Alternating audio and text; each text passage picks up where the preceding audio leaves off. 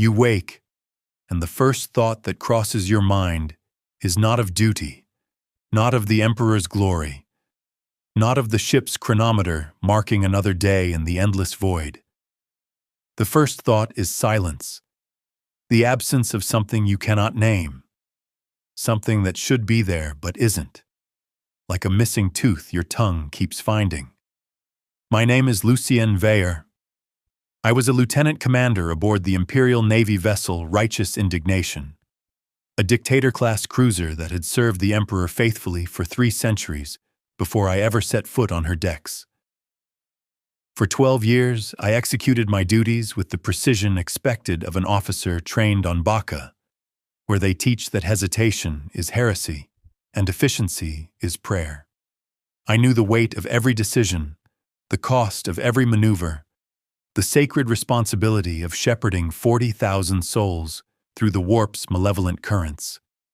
But somewhere in those 12 years, between the 100th compliance action and the 1,000th inspection of plasma conduits, something began to hollow out inside me. It started small, this emptiness. A moment during morning prayers when the words felt like ash on my tongue.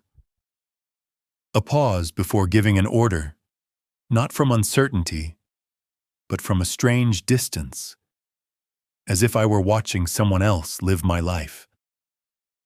The void between stars has a way of changing a person. Not the dramatic corruption whispered about in cautionary tales, where mutation and madness are immediate, but something quieter, more insidious, like erosion wearing away at stone. So gradual you don't notice until the foundation finally gives way. I remember the day it truly began.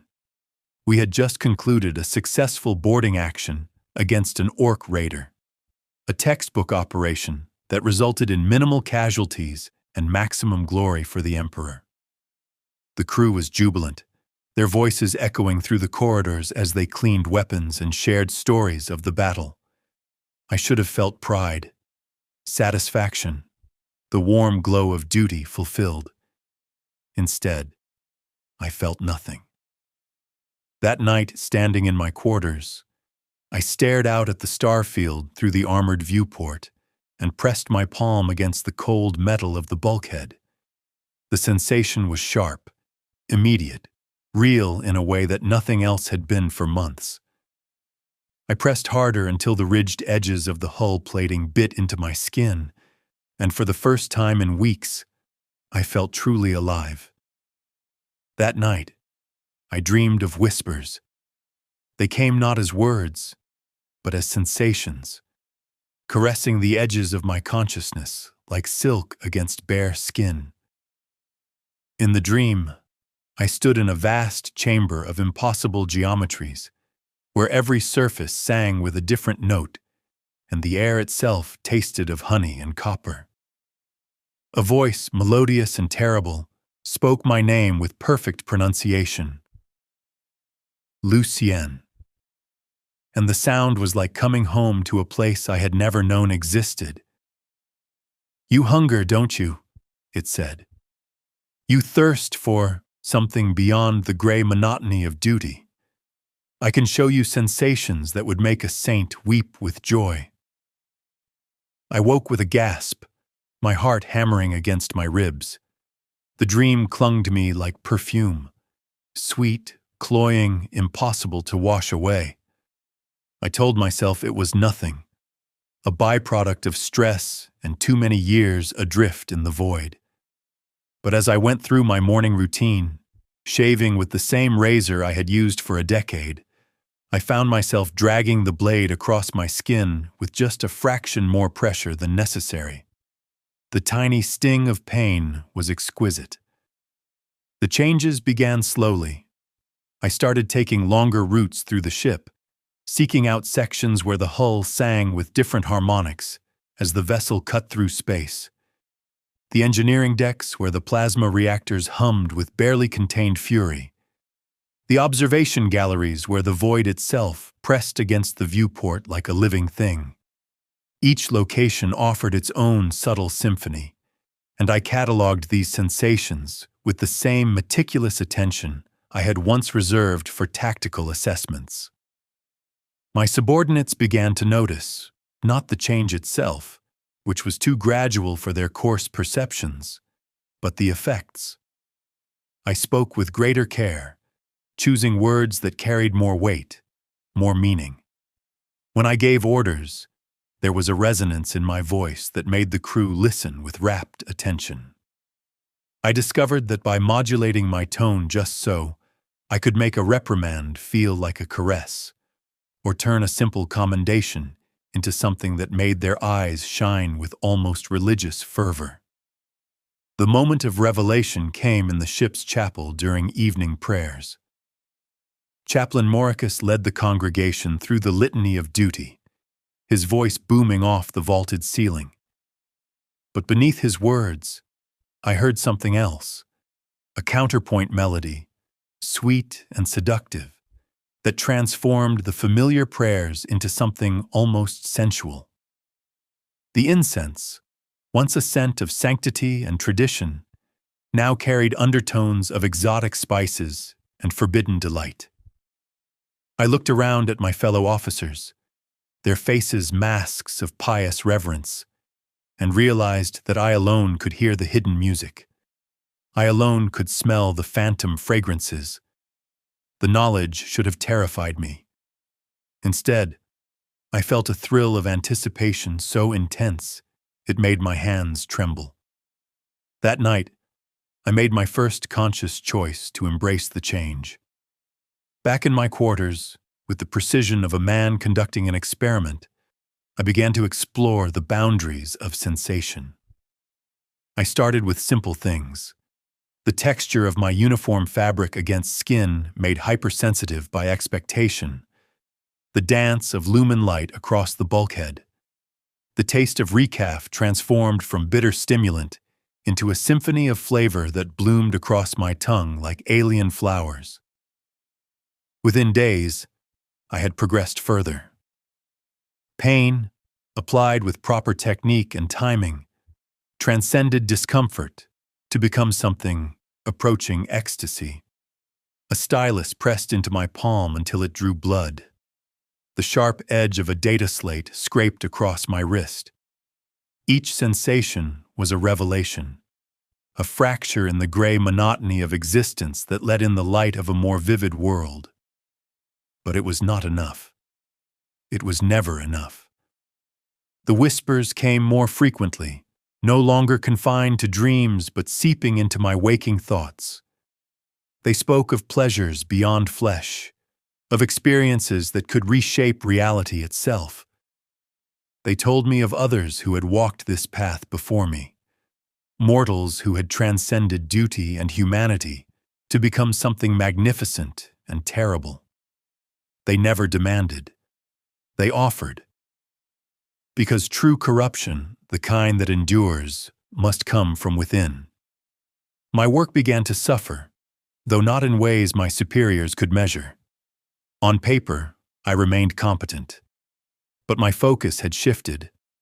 I was drawn now to the aesthetic beauty of command, the elegant curve of a maneuver, the symphony of destruction as our broadsides reduced an enemy vessel to incandescent ruin. Even the mingling of fear and reverence in a subordinate's eyes when I administered punishment fascinated me. Under my growing influence, discipline aboard the righteous indignation evolved. Punishments became more elaborate. A rating caught sleeping at his post found himself confined in a mirrored chamber where reflected light induced euphoric exhaustion, his penance becoming a rapturous torment he would later beg to experience again.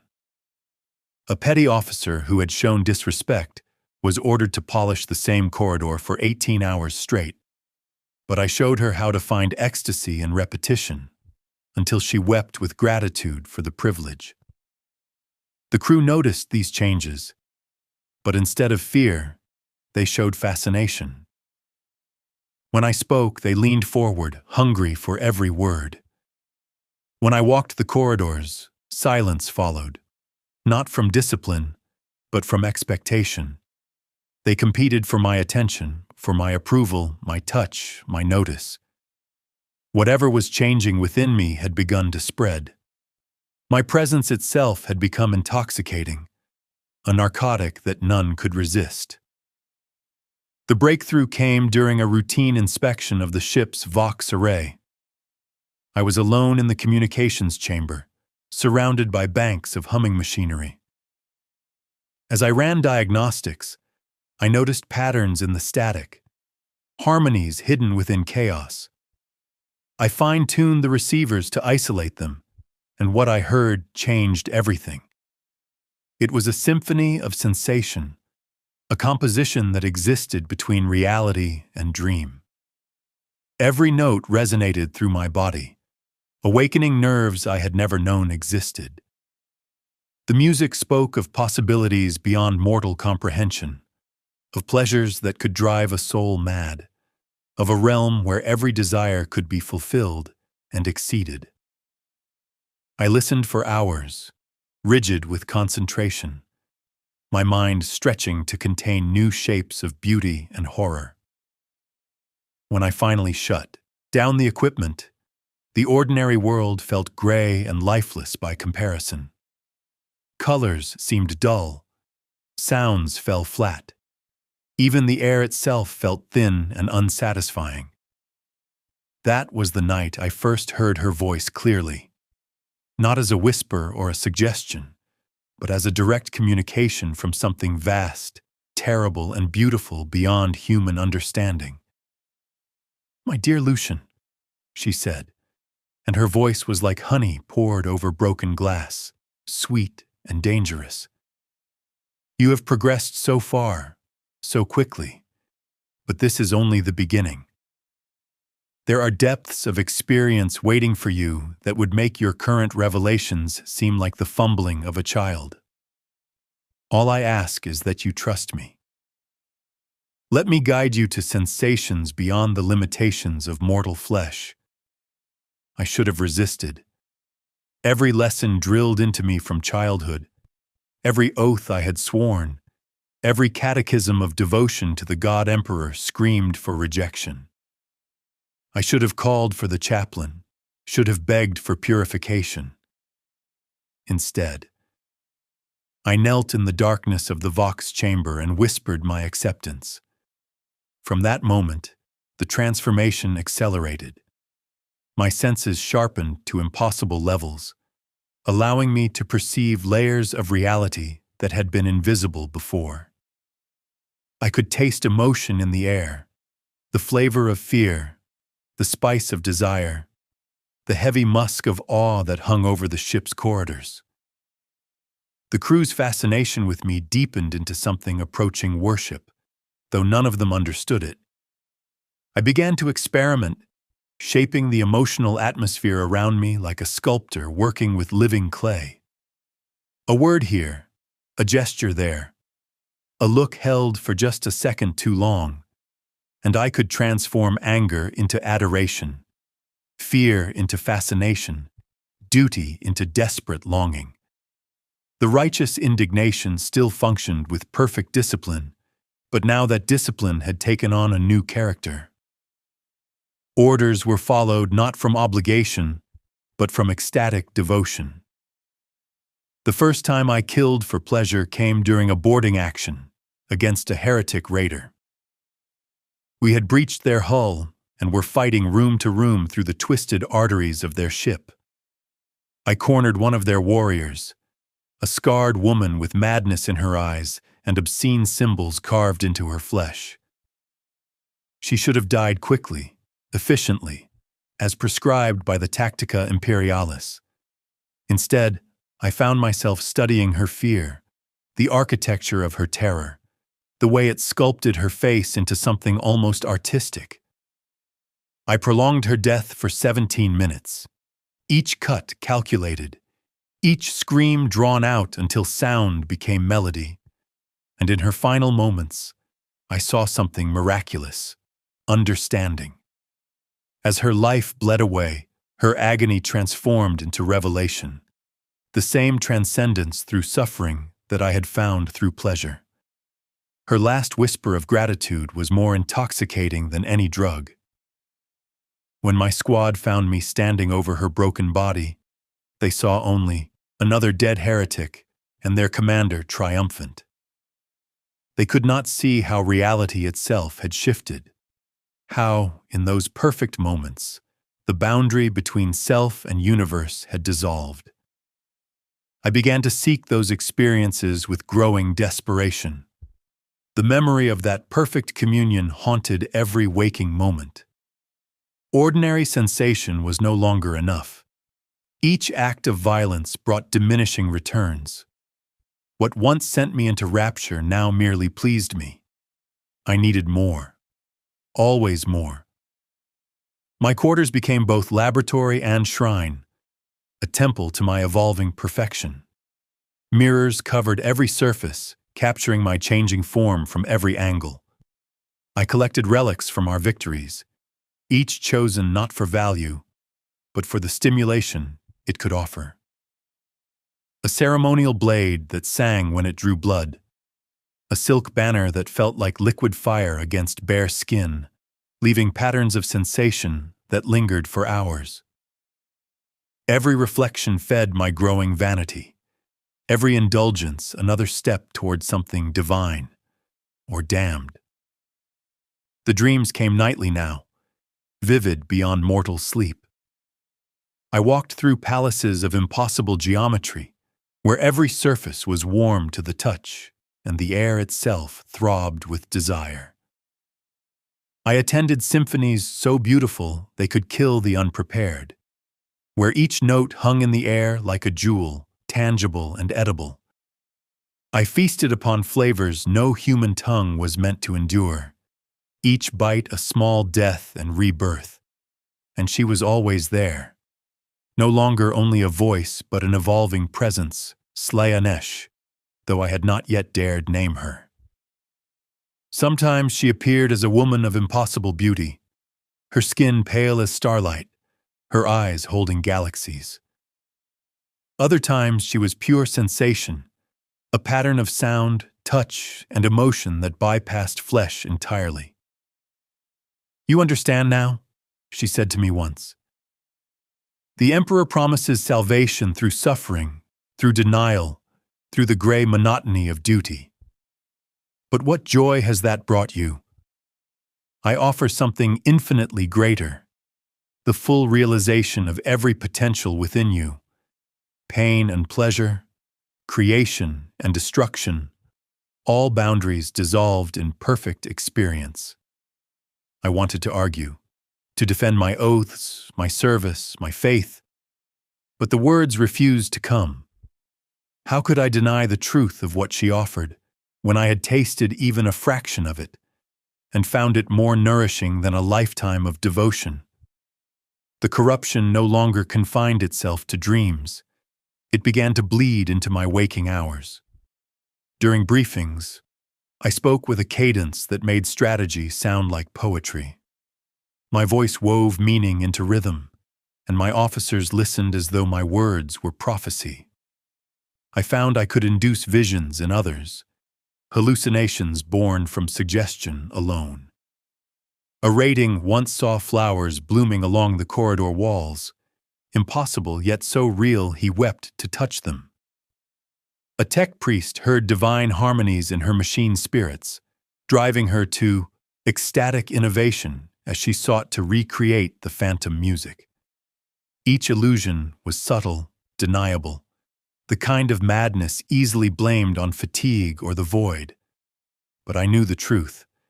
Reality was bending to my will. The ship itself began to change. Corridors once cold and sterile grew warm and inviting. The shadows deepened, their shapes somehow pleasing to the eye.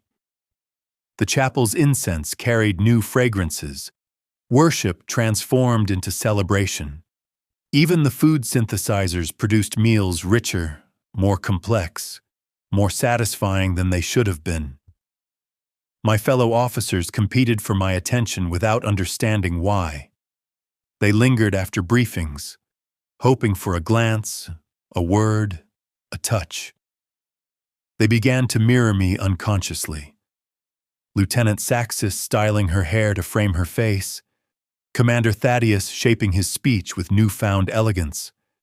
They were becoming reflections of my corruption, and the knowledge filled me with both guilt and exultation. Guilt, because I was betraying everything I had once believed. Exultation, because I was reshaping reality itself. The point of no return came during our encounter with the Chaos Cult on Hive-World Malthus. We had been ordered to provide orbital support to the Imperial Guard during their purge of the heretics below. A simple mission, routine, procedural, unremarkable. But as we took orbit, I felt something calling to me from the surface.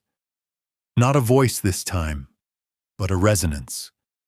A frequency that matched the rhythm of my own corrupted soul. Against all protocol, I requested permission to lead a reconnaissance mission to the Hive's upper spires. Captain Alexandros granted it, his hesitation dissolving before my gaze. My words carried too much weight now. I chose a small squad, men and women most attuned to my influence. We descended through the toxic skies in a Valkyrie gunship, passing through clouds the color of old blood. Below us, Malthus Prime rose like a decaying god, its spires clawing toward the poisoned heavens. Our target was Spire Luxuria, one of the noble sectors now fallen to cult influence. As we approached, I felt the presence growing stronger, pulling at something deep inside my chest like a tether. We breached the spire's defenses and began our ascent through levels of increasingly bizarre architecture. The cult had been busy transforming what had once been noble residences into palaces that looked as though they had been pulled directly from my dreams.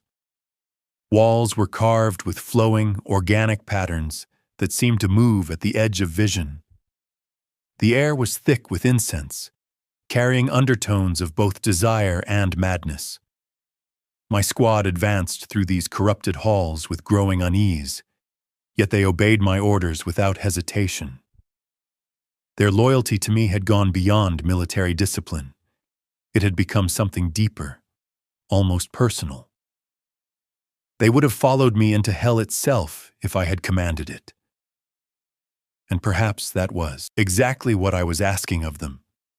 We discovered the cult's inner sanctum in what had once been a grand ballroom. Now it had been desecrated into a temple of sensory excess. Mirrors lined the walls, reflecting not the physical form, but one's deepest desires. The floor was buried beneath cushions and silks in colors that seemed impossible, glowing faintly with their own unnatural light. At the center stood an obsidian altar, carved from a single block, its polished surface gleaming like a dark mirror. The cultists awaited us, not as enemies, but as worshippers. They knelt in reverence, their eyes fixed upon me with expressions of desperate hunger. Their leader, a woman whose beauty had been altered far beyond human norms, stepped forward with open hands. "We have been expecting you, Lucian Vayner," she said. Her voice carried harmonics that resonated with my altered senses. "She has been preparing us for your arrival. We are ready to serve, to learn, to transcend the limits of mortal flesh." I should have ordered my squad to fire. These were heretics, traitors to the Emperor, enemies of humanity itself. Every lesson of my training demanded their immediate destruction. Yet instead, I found myself drawn forward, pulled to the altar by forces far stronger than discipline or reason. The obsidian surface was etched with shifting symbols, geometric patterns twisted before my eyes, painful to look at, yet filled with meaning beyond words. When I laid my hand upon the stone, I felt the shock of connection, like completing a circuit that had been waiting for my touch across millennia. The transformation was immediate. The walls I had built between public duty and private desire shattered in an instant. The whispers that haunted my dreams became a roaring chorus, and at last, I understood the true nature of the voice guiding my corruption. She was not merely a demon, nor a fragment of chaos energy. She was sensation itself, the living embodiment of every experience, the goddess of pleasure and pain, the infinite territories that lay between. Slaanesh, the Dark Prince, the perfect one, whose dominion stretched over every way consciousness could be pushed beyond its limits. In that moment of communion, she revealed visions beyond imagination. Worlds where agony and ecstasy had fused into a single sublime existence. Mortals who had shed individuality to merge into something vast, eternal, and terrible, more beautiful than anything the Emperor's realm could ever offer. I witnessed the birth of sensations unnamed by any human tongue, emotions so profound they would shatter unprepared minds. My beloved Lucian, her voice whispered within me, no longer external, but now indistinguishable from my own thoughts.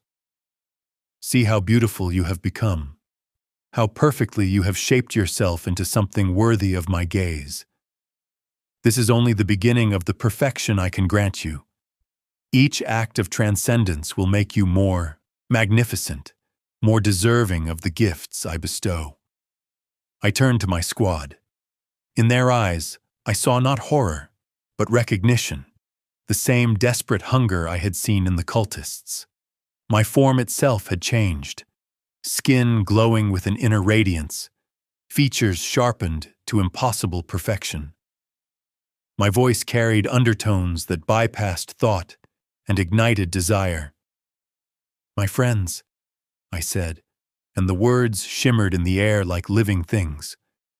We have found something beyond duty, beyond the Emperor's cold promises. We have found truth. One by one they knelt before me, their devotion sealing their fate. Corruption spread through them like fire, transforming their bodies, sharpening their movements, deepening their eyes into pools of impossible promise. The cultists sang, their harmonies shaking the air itself. In the mirrors, we did not see what we were, but what we were becoming. Beings of impossible beauty. Glorious, damned, transcendent. I spent 3 days in that temple, learning from those who had walked this path before me. They revealed how to extend sensation beyond flesh, how to see through layers of consciousness at once, how to share experience directly from mind to mind without the crude barrier of language. Each revelation opened new hungers. Colors became tasteless without impossible vibrancy. Music became dull without geometric harmonies so complex they bordered on pain. Human touch became meaningless after the intimacy of shared thought.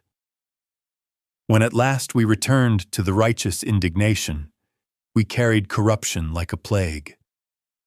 I no longer bothered to hide the changes in myself.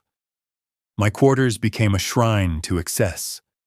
My uniforms subtly altered into works of living art, still within regulation but dripping with aesthetic beauty. The crew responded at once. Fascination turned to devotion. Officers competed to serve under me. Ratings volunteered eagerly for any task that meant standing in my presence. Even the tech priests adapted, weaving aesthetics into their machine rites, shaping beauty into function. Only Captain Alexandros resisted. His faith and long years of command shielded him longer than most, but not forever. I watched his resolve crumble as his crew's efficiency soared, their loyalty greater than he had ever known, though bent toward me and not the Emperor. The final breaking came in his ready room.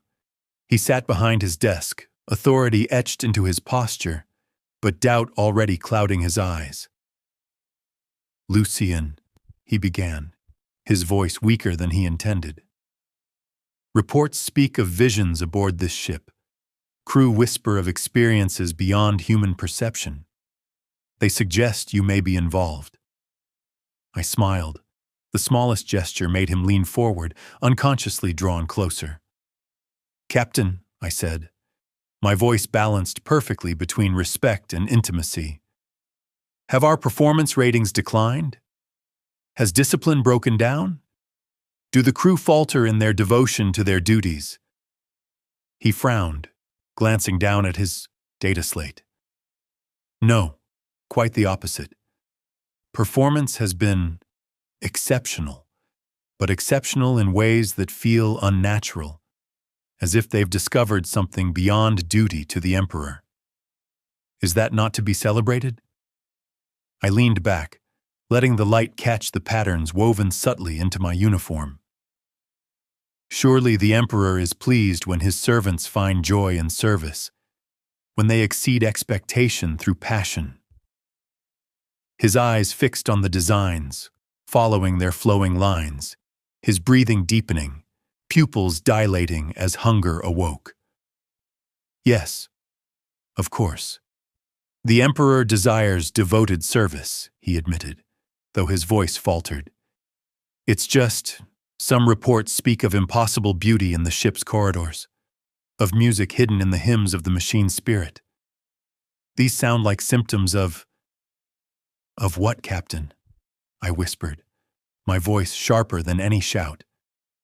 "Of a crew that has discovered the true glory of service, of soldiers who fight with passion, not obligation, of servants who feel the divine presence in all things, not only within the hollow rituals of prayer." Each word I spoke seemed to resonate in the air between us, and I could see his resistance crumbling like walls built of sand. His hand moved unconsciously toward his throat, fingers tracing the collar of his uniform as if it had suddenly become too tight. "The things they describe," he said, his voice now carrying a note of desperate curiosity rather than command. "The visions, the sensations they claim to experience. Is it possible they're perceiving something real, something the rest of us are too limited to see?" I rose and circled his desk, my movements fluid and effortless, the grace of my new self on full display. As I approached, I saw him fighting the urge to flee, yet trapped by an equally powerful desire to remain.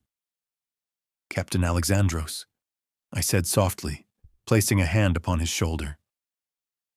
The contact sent a visible shiver through him. "What if I told you that everything they describe is true? That there are levels of reality beyond the crude materialism preached by the Mechanicus? Dimensions of experience that make our current existence seem like a pale shadow of what life could be?" His eyes widened. I saw the exact instant his rational mind surrendered to the deeper hunger that lies within every human soul. The transformation began immediately, his features sharpening, his movements becoming more fluid, his voice acquiring strange harmonics. "Show me," he whispered. And in those two words, I heard the same desperate yearning that had driven my own corruption months before.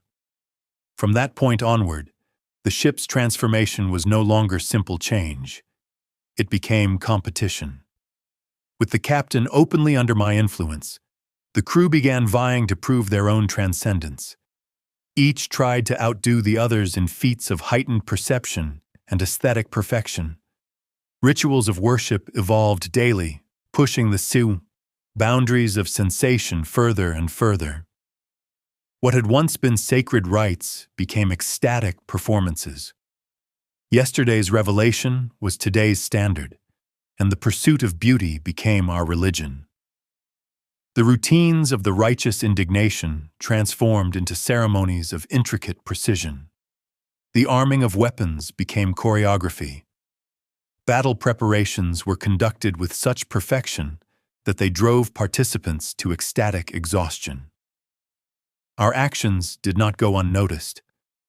Other imperial vessels began to monitor us, their communications growing increasingly urgent as they observed our deviations from standard protocol. Yet our replies only deepened their confusion. Our words carried undertones that stirred fascination and envy, spreading our contagion beyond the hull of our own ship. Junior officers from visiting vessels begged for transfer, claiming to have experienced visions during brief communications with our crew. Even the Adeptus Mechanicus tech priests aboard underwent their own evolution. Their binary cant developed harmonic inflections, transforming sacred code into living music. Servo skulls were refitted with aesthetic embellishments that served no function except to please the eye. Even their implants grew elegant, the perfect fusion of flesh and steel. But it was during our encounter with the word-bearers that I truly understood the magnitude of what I had become. We had been tracking their vessel, the Crimson Apostle, through the Morian sector when they suddenly dropped out of the warp directly before our formation. I expected immediate combat. Instead, their commander, a Chaos Lord known as Kel'Thus the Enlightened, requested direct communication. His image flickered onto our main viewer, a towering figure whose mutations spoke of centuries of devotion to the dark gods. Yet when his gaze met mine, I saw not hostility, but recognition and respect. "Lucian Vaynor," he said, his voice heavy with millennia of corrupted authority. "Your reputation precedes you. The Prince of Pleasure speaks highly of her newest champion." The words struck through me like a pulse of divine ecstasy. To be acknowledged by one of Chaos's ancient warlords, to be called champion by a servant of Slaanesh herself, was validation beyond anything I had dared to dream. "Lord Kel'Thus," I replied, my voice resonating with harmonics that made even his withered soul shudder. "I am honored by your recognition, though I fear I have only begun to explore the gifts she has granted me." His scarred face twisted into something that might once have been a smile. "Indeed, but what you have accomplished in so short a time speaks of great potential. Tell me, would you consider joining our forces for an upcoming operation? There is a world in this sector whose population has proven resistant to enlightenment. Your particular talents might help us show them the beauty they have long denied." The invitation was intoxicating. To work beside the legendary warriors of chaos, to help spread the revelation that had transformed me, it was everything I could have desired. "I would be honored to serve," I said. And I felt the ship itself pulse with pleasure as my crew shared in my anticipation. The operation was to take place on Sanctus VII, a shrine world whose people had remained fanatically loyal to the Emperor despite centuries of isolation and suffering. The word-bearers had been attempting its corruption for decades, yet the planet's defenders clung stubbornly to their cold, rigid faith. "They cling to blindness," Kel'Thus explained during our joint planning aboard his vessel. "But your approach, this pursuit of transcendence over domination, may be the key to unlocking their devotion." The Crimson Apostle was a cathedral of corruption. Every corridor sang of chaos. Yet it was the sanctums devoted to Slaanesh that stole my breath. Sculptures existed in more than 3 dimensions, their forms shifting with the viewer's emotions. Libraries contained texts written in languages of pure sensation, meaning transmitted through direct neural communion rather than symbol. Music chambers transformed thought into sound, the air itself resonating with living symphonies. I spent days exploring these wonders. Each discovery expanded my awareness of what I was becoming, and what I might yet become. The ship's ancient space marines, warped and perfected by millennia of devotion, regarded me not as mortal but as kindred, a chosen vessel of their goddess. When we reached Sanctus VII, The plan we enacted was no invasion. It was art. We arrived under the guise of rogue traders offering aid to a starving world. I served as emissary, using my charisma and my deep understanding of desire to plant the seeds of revelation. Our meetings began as formal negotiations, evolved into philosophical discussions, and finally into intimate dialogues on the nature of existence. Governor Maltius was a man of faith and conviction, the kind of servant I had once been. Watching him struggle against his growing fascination, seeing him fight the same war I had lost, was like watching my reflection in reverse. "There's something about your proposals that troubles me," he said one evening, his hands clenched white. "They sound reasonable, beneficial, but beneath them lies something else, something that makes me think thoughts I should not." I smiled, soft, inviting, dangerous. "Governor, what if those thoughts are not temptation, but truth? What if the discomfort you feel is your soul awakening to what it has been denied?" Our conversations deepened over the following weeks. I introduced him to art that exalted the divine nature of the flesh, to music that unveiled the harmony beneath creation, to words that blurred the line between pleasure and transcendence. His resistance melted like frost beneath sunlight. I could see the exact moments when abhorrence became curiosity, and curiosity became hunger. His wife noticed first, his brighter mood, his fascination with beauty, his newfound philosophy that governance was art. Once Maltius openly embraced these truths, the planet changed swiftly. Policies shifted to celebrate personal expression. Religious rites gained sensory depth, making worship vivid and immediate. Industry began producing objects of beauty alongside tools of necessity. Within 6 months, Sanctus VII was reborn. They still worshipped the emperor, but their god had become something richer, something they could feel. They found divinity in sensation, in creation, in the full spectrum of human experience. The Inquisition arrived too late to prevent the transformation, but soon enough to witness it in awe and dread. Their leader, Inquisitor Thaddeus Vex, was a man famed for his ruthless purity. He expected to find a world consumed by chaos, ready for exterminatus. Instead, he found a planet more devoted to the emperor than ever, though in ways that made his Puritan mind tremble. I met him in the governor's palace, in a hall that had become a cathedral of living art. The walls shimmered with tapestries that moved like breathing things, patterns reflecting the emotions of those who gazed upon them. The floors sang soft notes beneath every step, mosaics of gem and metal creating melodies through motion. Incense hung in the air, not to dull the senses, but to heighten them. Inquisitor Vex stood in the center of that sanctified space. His power armor stood in stark contrast to the flowing aesthetics around him. His face was set in lines of grim determination, but in his eyes I could still see uncertainty, as he struggled to identify any true heresies in surroundings that seemed only to celebrate the emperor's glory in new, intensely beautiful ways. "Lucian Vaynor," he declared, his voice carrying the authority of absolute conviction. "You stand accused of corrupting an entire world, of leading loyal imperial citizens away from the pure worship of the emperor into practices that border on heresy." I approached him slowly, my movements carrying the fluid grace that had become my natural state. As I drew closer, I saw him fighting the urge to step backward, his instincts warning him of danger even as his conscious mind struggled to define it.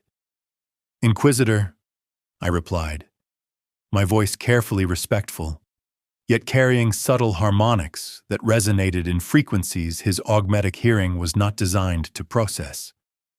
"I see no heresy here, only a population that has discovered new depths in their devotion to the Emperor's glory. Look around you. Have you ever seen citizens more joyful in their service, more creative in their worship, more dedicated to beauty in his name? His gaze swept the chamber. He took in the artistic modifications, the subtle enhancements to imperial iconography, the way the very architecture seemed to pulse with life. When he looked back at me, confusion warred with suspicion in his expression. The reports I received spoke of visions, he muttered, of experiences beyond normal human perception, of practices that... He trailed off, unable to complete the accusation. There is something wrong here, even if I cannot precisely identify what it is. I smiled, warm, welcoming, yet hinting at knowledge beyond his comprehension. What if what you sense is not wrongness, but rightness? What if the discomfort you feel comes from truths your training taught you to fear? Did the Emperor not create humanity with the capacity for joy, beauty, and transcendence? Are we not honoring him by embracing the full range of what he made possible? The Inquisitor's hand moved unconsciously toward his bolt pistol, but the gesture lacked conviction. Around us, the citizens of Sanctus VII carried out their daily lives with impossible serenity. Children laughed as they played games infused with creativity and learning. Adults worked with passion, their productivity soaring as they found beauty in once mundane tasks. Soldiers trained with an artistry that elevated combat itself into something near superhuman. "I should execute you where you stand," he said, but the words rang hollow. "I should call down orbital bombardment and cleanse this world. But you see no suffering here," I finished for him. "No oppression, no degradation, only a people more joyful, more devoted to the Emperor's light than ever before, through means your orthodoxy never taught you to recognize." The confrontation stretched on for hours. He searched desperately for corruption, while I revealed proof after proof of beauty, devotion, and strength. Each example eroded his certainty. The citizens' joy was real, their loyalty undeniable. Even the governor himself arrived with his people, their faith radiating with such passion that even the Inquisitor's hardened heart faltered. "Inquisitor Vex," the governor declared, his words resonant with divine inspiration, "we have never been more loyal to the Emperor. If this is heresy, then heresy has brought us closer to the Golden Throne than orthodoxy ever could." I watched as certainty crumbled on the Inquisitor's face. How could he condemn a world thriving in faith, productivity, and joy? "I will be watching," he said at last, his voice heavy with the weight of defeat hidden as warning.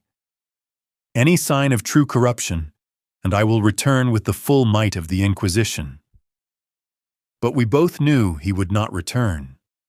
What we had achieved was too beautiful, too beneficial, too successful to be denied. After his departure, I stood atop the palace tower, gazing at the world below. Cities glittered with artistic architecture. Fields were arranged as living works of art, even visible from orbit, their yields surpassing all records. The people moved with purpose, their lives a daily act of devotion made radiant through beauty. This was what Slaanesh truly offered.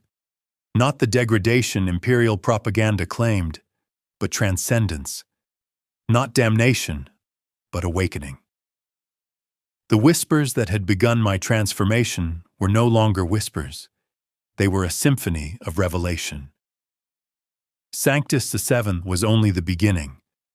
Other worlds awaited enlightenment. Other populations would embrace the truth once shown the joy of freedom from false limitations. Through Slaanesh's guidance, I had become more than human, expanded beyond the narrow boundaries of flesh and doctrine. I had not lost myself. I had discovered what self could truly become. And so I would spread this gift, this beautiful contagion, across the stars. Not through rebellion, but through irresistible devotion and joy. The Imperium itself would change, not by fire, but by beauty. This was corruption, not degradation, but elevation, not ending, but beginning. The stars stretched endlessly before us, each one a world awaiting enlightenment. And I, Lucian Vaynor, once a servant of the Emperor and now the herald of transcendence, would be the instrument of their transformation. The void between stars no longer felt empty, but alive with infinite possibility. In the end, corruption was not something that happened to me.